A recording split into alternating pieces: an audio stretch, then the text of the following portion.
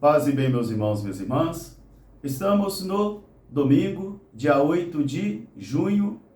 Hoje a igreja celebra a solenidade de Pentecostes, encerrando assim todo o tempo pascal. A família Capuchinha celebra hoje o beato Nicolau de Gestori. Ele viveu de 1882 a 1958 na Itália. E o nosso evangelho é retirado do livro de João, capítulo 20, versículos de 19 a 23.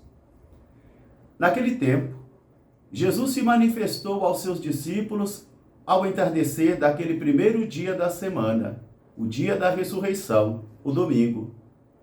E estando as portas fechadas, no lugar onde os discípulos se encontravam, por medo dos judeus, Jesus se manifestou a eles e disse-lhes: "A paz esteja convosco." Depois Jesus mostrou-lhes o lado aberto e também as marcas do cravo em suas mãos. Os discípulos ficaram muito felizes por verem o Senhor. E Jesus então prosseguiu, dizendo novamente: "A paz esteja convosco." Depois, Jesus soprou sobre eles e disse-lhes: "Receba o Espírito Santo. Aquele a quem vocês perdoarem os pecados, eles lhes serão perdoados. E aquele a quem vocês reterem os pecados serão retidos." E Jesus disse: "Como o Pai me enviou, assim também eu vos envio." Palavra da salvação. Meus irmãos, minhas irmãs, estamos encerrando hoje, nesse domingo de Pentecostes, o tempo da Páscoa, iniciado na quarta-feira de cinzas. Um longo tempo de preparação espiritual, onde toda a liturgia esperava que eu e você pudéssemos progredir em nossa fé e que assim pudéssemos renovar a nossa vida espiritual, fortalecer a nossa alma, fortalecer os nossos corações e principalmente ficarmos adultos em nossa fé. Por isso todo esse tempo de preparação, desde a quarta-feira de cinzas, um tempo todo de quaresma, onde os profetas nos convidavam a rasgar os nossos corações e não as nossas vestes, quer dizer, a mudar o interior e não o exterior. Depois a liturgia nos oferecera durante toda a Semana Santa tudo aquilo que sucedeu ao Senhor, o mistério da sua Páscoa, da sua paixão, da sua morte e da sua ressurreição. Depois celebramos a subida do Senhor aos céus, a glorificação daquele que fora crucificado. O mesmo que fora crucificado agora também está exaltado, está glorificado no Pai. E hoje o Senhor então cumpre a sua promessa de enviar o Espírito Santo.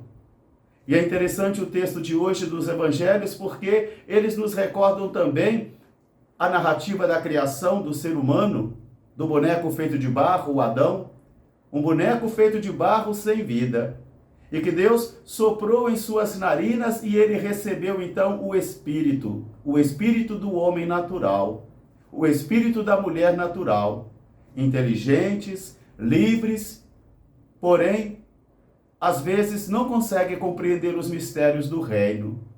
De modo que eu e você, às vezes, podemos ser homens e mulheres naturais dentro da igreja, cuja racionalidade é grande, os conhecimentos científicos são grandes, o domínio das doutrinas são grandes, mas porém nós não compreendemos os mistérios de Deus, porque não basta ser mestre em Israel. É necessário, é preciso nascer do alto, é preciso receber a iluminação do alto. Então, na primeira leitura de hoje dos Atos dos Apóstolos, nós vamos encontrar aqui Maria e os discípulos no cenáculo, e a vinda do Espírito Santo sobre eles, o Espírito que paira e que desce agora e que vai fazer com que eles compreendessem todas as línguas, de modo que as pessoas pensavam que eles estavam embriagados sim, do vinho novo, daquele vinho que traz alegria, daquele vinho que traz liberdade, daquele vinho que faz reconhecer Jesus como Senhor, o Espírito Santo, aquele Espírito que fora prometido, aquele que Jesus havia dito: "Eu tenho tantas coisas a vos ensinar, há tantas coisas a vos dizer, mas ainda não sois capazes de compreender. Mas quando vier o Espírito Santo, ele vos ensinará e vos recordará todas as coisas. É ele que vai vos fortalecer. Ele vai renovar a vossa vida. Por isso, se na narrativa da criação do ser humano, o boneco de barro inanimado recebe a vida natural e se põe em movimento e começa a viver, agora o Senhor faz acontecer uma nova criação. Porque agora o Senhor concede o seu Espírito, cumprindo a profecia de Joel. O Senhor derrama o seu Espírito sobre todos aqueles e aquelas que creem no seu Cristo, que creem no seu nome. É o Espírito do Senhor que nos é concedido.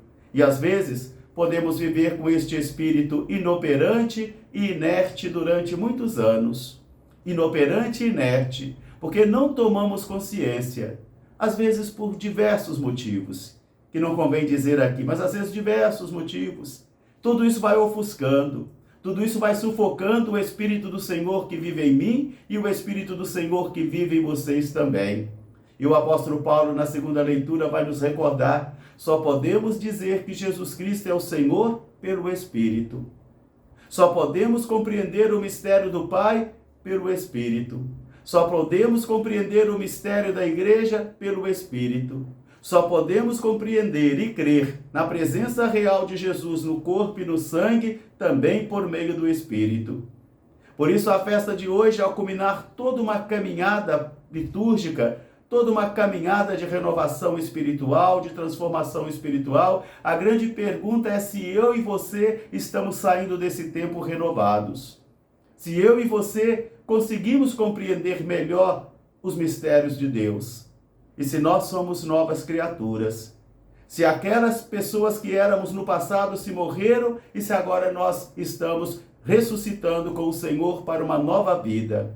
Uma nova vida que o Espírito concede a mim e a você também. Por isso o apóstolo vai recordar: há muitos ministérios, há muitos dons e carismas, mas um só é o Senhor.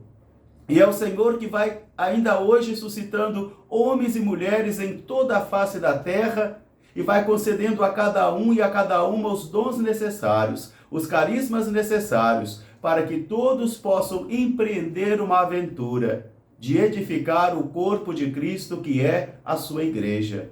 Porque todos os dons e carismas têm esta finalidade única e absoluta: edificar o corpo de Cristo.